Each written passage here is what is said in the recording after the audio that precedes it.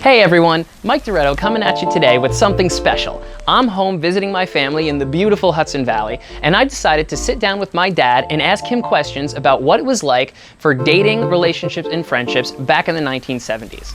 So often, we only have our own experience and that of our friends to compare ourselves to. So it gives us a very limited perspective. A lot of us don't even know what things were like just a handful of years ago. So I thought it would be interesting for you guys if I sat my father down and asked him what was dating like, what were casual relationships like, what was it like to try to make friends, and what his advice is for the men of today. I hope you guys enjoy, and if you have any further questions for us, let us know in the comments below. You grew up, you went to high school, you saw girls, you liked them, you know, the hormones are rushing around. This was a feeling you had, and you had to satisfy that feeling, so you went out and you took your lumps. If they said no, they said no, that was it. Okay. Okay, they liked it. It was a badge of honor. Dad, thank you for doing this. I know you've never been on YouTube before, so I appreciate it. We'll just preface to the audience out there, my parents have been together since high school. They were high school sweethearts.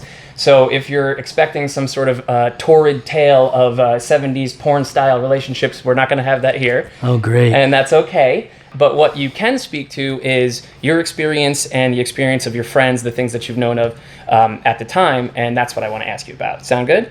Okay. Okay. I'm game. All right, so first off, today, the modern sort of status quo of dating is that if I like somebody and we end up on a date and we end up having sex, then the sex means that I like you enough that I might want a relationship with you, and we have sex more than a couple times, then you're going to assume, the people are going to assume that they're in a boyfriend-girlfriend relationship. They're going to assume it's exclusive, and they're going to also assume that if they keep dating, they're going somewhere, towards a marriage or something like that, right? Was that the assumptions back in the 70s when you were dating? Yeah, more or less. It was looking for a date first and foremost. You know, you find someone you're physically attracted to, and you would go and try to attempt to get a date with them, and then you'd carry it from there and see how it worked out. Now, it was more of, the feeling was that you were more into the person as time went by. It wasn't so much about the sex or things like that. You actually had very strong emotional feelings for this person and wanted to take it, or at least both of you wanted to take it to the next level. So it wasn't shallow. Okay. You know, but of course you always have the guys and girls that don't follow the norm, even back then, and they wanted more freedom, more of an open relationship. Probably because of part of, you know, exploring what options they might have in the future. Now, today, a lot of people assume that women don't want casual relationships. They assume that they're hard to find. And I think that when people think about the 70s or otherwise past decades, they think people were even more uptight, more conservative back then. So if you were a young guy who wanted to have casual dating experiences, was it difficult? I guess you could, I mean, I'm not an expert, of course, but I guess you could say that, yes, to some extent it was, because it was a different mindset. Mm-hmm. You know, people tend to be all into themselves today. They're very fast-paced. They want satisfaction right away, where back then it was more laid back. You take your time. If it didn't work out, you moved on. So that actually sounds like casual was easier, because people weren't expecting to jump into a relationship and suddenly be with their soulmate. They were expecting that it would take time. Well, it depended on the individual. I mean, you know, everybody, like today, is different. Mm-hmm. It depended on who you were talking to, who you were dating, what your mindset was. You know, and to me, it's almost identical. There's very little difference. Yeah. I mean, I think there was more morality back then, you know, being a gentleman and a nicer guy and not, you know. Morality or chivalry? To me, it's kind of a fine line. Not, again, being an expert on it, it's almost one and the same. You're trying not to be a dick. Okay, yeah. You know? Well, one thing I think is a big difference is how relationships actually got started, like steps 0 to 1. Because today, you know, I'm in business because I have to teach men to actually go up and approach people out on the street. Was that something you had to be taught? No. Why not? Why do you think that is? I think it was instinctive. Instinctive? Did your father ever try to educate you on? No, absolutely not. Did no. you talk about sex or anything? No. So you got information from friends, from It was observing all other people? guesswork, National Geographic, that kind of stuff. Life magazine. So if somebody in, a man in high school had never had a girlfriend, never been on a date before, how was he supposed to figure out what to do to meet a woman and go on a date? My experience has been that the shy guy took a long time, but finally succeeded. So what's the old saying? Try again. That's what it was. He just he didn't get any in high school, or maybe even not in college, and then he would eventually find someone and he'd be happy. So you're saying there's basically no way getting around it. Somebody has to make the first move and go up and talk to someone. Oh yeah, one way or the other. And no one was around it. There were no date coaches. No, there was no internet. No. So it was really a matter of your natural level of outgoingness. If you were more outgoing in high school, you got more girls. Yeah, I would say that basically. If you were the type of guy, again, girls just like today, they look for a certain type of guy. Everyone is different, So if you were that type of guy and you were more outgoing, you weren't afraid to approach and say, hey, I think you're good looking, or whatever the case might be, and hope that she would agree to that, and then you hit it off from there, and you do the same thing you do now. Well, I mean, nowadays, so few. One of the things that I say to my students a lot is I describe what I teach as old man game, because my old man, his old man, they didn't need to be taught it. They just did it. And today, people are so afraid of rejection, afraid of a negative outcome, that they don't even try. Were people getting rejected less back in your day, or did men just have bigger balls or thicker skin? It's tough to say, because it wasn't. I don't really know the words for it. It was something you just did. Nobody taught you how to do it. You just did it. You grew up, you went to high school, you saw girls, you liked them, the hormones are rushing around. So you're hormone driven to try and get, a girlfriend, so to speak. There were, guys that really didn't care one way or the other at that time. And then as you got older, it was kind of the same thing. And some of us went to college and some of us didn't. And it kind of carried over because that's what you were used to. That was your way of life. If you wanted to get a date, you had to go get a date. There was no two ways about it. Right. But nobody taught you. You just knew that this was a feeling you had, and you had to satisfy that feeling. So you went out and you took your lumps. If they said no, they said no. That was it. And did most guys? How did men handle rejection back then? It depended on the guy. Some guys got mad, and other guys didn't care. Yeah. They were like, okay, whatever, and they'd walk away. Who of those two groups, the guys that got mad and the guys that didn't care, did either one of those groups have more success than the other? What do you mean, being rejected? Overall. They all failed when they were rejected. I'm wondering if the guys who didn't care about rejection, if they ended up being more successful with women because they didn't care about the rejection, so they didn't stop. Right. That was the thing. They get rejected and then go on to the next one. Yeah. So for everybody out there who's wondering, well, Mike, if your dad knows all this stuff, how come you needed to be taught it? Well, I didn't listen. So I don't know if you remember this, but we were driving in a car one day, and you tried to tell me how to approach women. You told me a story, and I don't know if the story was true or if it was just a story you were trying to tell a lesson. But you said, this is the story you said. You said, Michael, in high school, I had a friend. He was ugly as sin. And every time we would go out to the bar, he would start on one end of the bar and work his way down to the end. You want to go home with me? You want to go home with me? You want to go home with me? And he never went home alone. Do you remember telling me that story? That was a lie. That was totally untrue. But that's basically it in a nutshell, though. What happened was that individual did that when he was slightly intoxicated, and he got smacked a lot. So that is not a good way to do it. I would rip that out of the pages of instruction and just throw it away. But I'm guessing that he got rejected the most, but he also probably had some more success than the guys that weren't taking as much effort. Well, I mean, to me, that's I don't want to use the word normal. It's something that if you have the chutzpah to do it, that's what you do. It's like anything else. If you want to be successful at a particular career or sport or whatever, you focus on it. And you know sooner or later you're going to get knocked down, so you get back up and you do it again. In my opinion, from what you're discussing and have talked to me about, that's the whole object of the exercise. First, focus on getting the courage, for lack of a better word, or the chutzpah, if you will. Grit. To go out and ask a woman out, and then ask her. The most she'll say is no, and you say, okay, and you go ask the one next to her.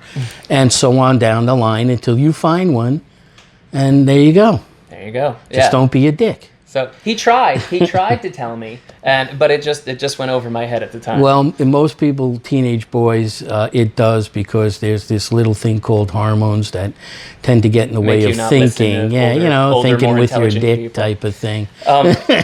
So, can I say that? Yeah, you can say anything on YouTube. Here's a question for you. Back in the 70s, was it considered strange or weird to go up to a person you don't know on the street and just ask them a question or start a conversation? You mean a girl or just anybody? Like, was it like these days, if you go up to a person on the street and you say, hey, just, wondering if you could help me with this, or, oh, I thought you looked interesting, I wanted to have a conversation with you. Some people are like, oh, great, that's awesome, because they want the human connection. But a lot of people, and I fear that it's a growing number as time goes on, go, why are you talking to me? This is weird. It wasn't in a kind of like that way, like a weird, violent, back off type thing. You could go up and start a conversation with someone if you had subject matter. Mm-hmm. Like, just for, simplicity, you both had the same shirt on, mm-hmm. Same T-shirt from a concert. That would start the conversation. So it wasn't weird. But if you just walked up to somebody and said, hey, how you doing? And didn't introduce yourself and started a conversation, mm-hmm. they'd punch your face. So, Is that true? Would people be more physically aggressive? No, actually, they're more physically aggressive now. But see, I see things differently. I don't see physical aggression in, I see it mostly in drunks or people that are high or something like that. I don't see it that much, and back then you didn't have it that much. I mean, you had drunks and stuff, but mm-hmm. you didn't see people flying off the handle like road rage today and stuff like that. You didn't see that back then. Not in abundance anyway. I mean, I'm sure it happened, but usually back then it was a fist fight. Yeah. Today they pull a gun and they shoot you. So it was a little bit different. But I think the concepts overall, as far as meeting people and dating, were the same, the basic fundamentals. Get out there, talk to the person. If they reject you, walk away. There's one right next to that one. Mm-hmm. And just continue your quest. Don't give it up. What about lots of money helps? Yeah, stop that. No, it doesn't. You don't need money. He's got an old world view. You don't need money. Huge diamonds. So what about people at bus stops or on the subway? Did people talk to each other while they were waiting for the bus, or while they were on the It really depended. I mean, generally speaking, no. It was pretty quiet. Believe it or not, getting a lot of people together waiting for a train can be very silenced. Mm-hmm. But if people knew each other, or they were coming from a concert or a baseball game, then you would get this whole group. Oh yeah, did you see that pitch? Did you see that catch? But if it was just going to work or something like that, no, mm-hmm. It was dead silence. But okay, let's say that you and I are just sitting there waiting for the train, and I notice, your outfit or something, and I'm like, hey, nice suit you got on. That's really cool. Where did you get it? Where are you from? Like, would I be able to have just a friendly conversation with you? Probably. But not all the time. It depended on who you're talking to. Mm-hmm. I mean, if you, started talking to the wrong kind of person who doesn't want to talk to you, mm-hmm. I don't want to name names, that could end badly. How would I know whoever you name? No, not a name. a certain group, like the unsavory type. Okay. But they're probably putting out signals that they don't want to be talked to. It's a funny thing, because I've never really had a run-in with anybody. They could be from a motorcycle gang. They could be from a gang from the street. if I needed to know something, I would just ask them and say, where's this, where's that, how do I find this? And I was fortunate in many cases that they were agreeable and said, yeah, make 2 lefts and a right and it's on the corner, and that kind of stuff. But I think if I had stayed there to start a regular personal type conversation, it would have ended badly. Yeah. So the I guys got in, in, like a Hellraiser's yeah, jacket well, or something. you get in, and you get out. so you say, where's the story goes over here, and then you go, oh, well, that's a lovely jacket. Yeah, no, you don't use lovely. No, bad, very bad. Even with the biker girls, you don't say you're lovely. It get you hurt. Well, people aren't running into that many biker gangs these days. No. So not just them. I don't want that to be the demographic or anything. It's any negative personality person. You can tell when you're looking at them or they're looking at you. You get that vibe. Like, you stay away from this guy. That's another thing. Be alert. Be aware of your surroundings. You don't have to know the person, but if you're going to go up to a girl in the street, with a lot of people around or whatever, she might feel more comfortable because there's a whole load of people around. But if you try to peg them alone, you could run into a problem, depending on how you approach them. Peg means approach here, guys. Don't get dirty. No, yeah. So that actually, there's a concept today called resting bitch face. Or when it applies to a guy, I'll call it resting dick face. But that's basically somebody whose natural resting face looks like they're angry. But have you seen women like this? They just walk around that seem to have kind of a negative look. Yeah. Did anybody try to approach those women, or would those be the when type I was of out, person? like with guys and stuff? Yeah, your like friends, that? would they try to For approach? fun. For fun, but they're assuming that it's not going to go well. Right. They right away it's not going to happen, and they would go up with the intent of losing or being told no, So, but they would do it just for the hell of it, or there'd be a bet.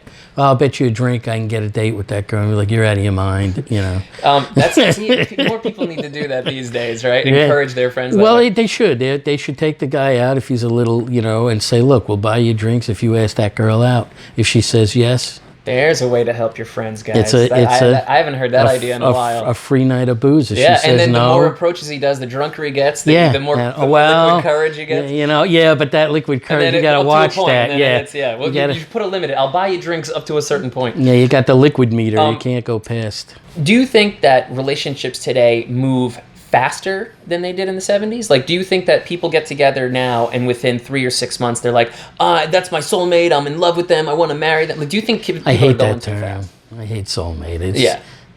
It's BS. Soulmate. You either like her or you don't. She either likes you or she doesn't. I don't know where the soul comes in. Don't even know if I have one. But you're not my soulmate. No. So there's multiple people that you could marry for every individual. Oh, yeah. Yeah. There's someone for everyone. Someone for everyone. Where Multiple are the bells? lids for every pot. Where are the bells? What was that question? The question was, do you think people today in general Faster? move faster in their relationships?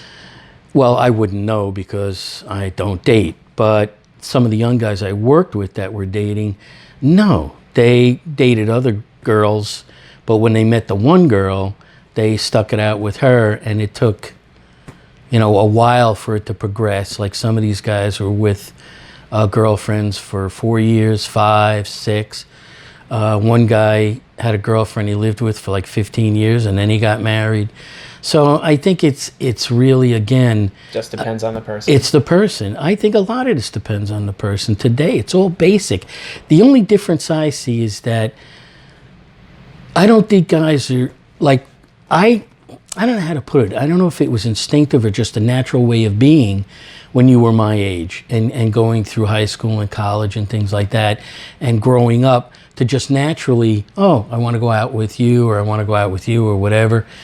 It's an individual choice, and it's that person's preferences, his way of looking at himself or herself and what they really want. If they're just looking to get stuck, well... that's okay. There's nothing wrong with that on either side of the fence, but realize that's it. Right. Don't think it's something else. And how do you think people were better at communicating it back then? Like, do you think guys would say, hey, this is just casual? Or do you think they would try to get in and get out and trick the girl? No, I think that physically, you had your badasses out there, but I think that physically it was like that back then because we didn't have cell phones. There were no tablets, no internet, nothing. So you had to talk. So yeah, and you couldn't really keep in touch at a distance. Right, and you couldn't be texting for a date. Like guys today, they text for dates. And, you know, not even know what the girl looks like. I used to tell young guys at work, what are you, mad? You could be an orangutan you're texting. You know, what's the matter with you? Pick up, like if I were single, I could probably pick up a girl if I thought she was cute at the toll booth. All I got to do is stand there and BS with her and get her to smile and laugh. No, it's not. See, I am a point of view kind of guy. This is my point of view. I've lived this way for 65 years. It works. Just like the commercial says, just do it.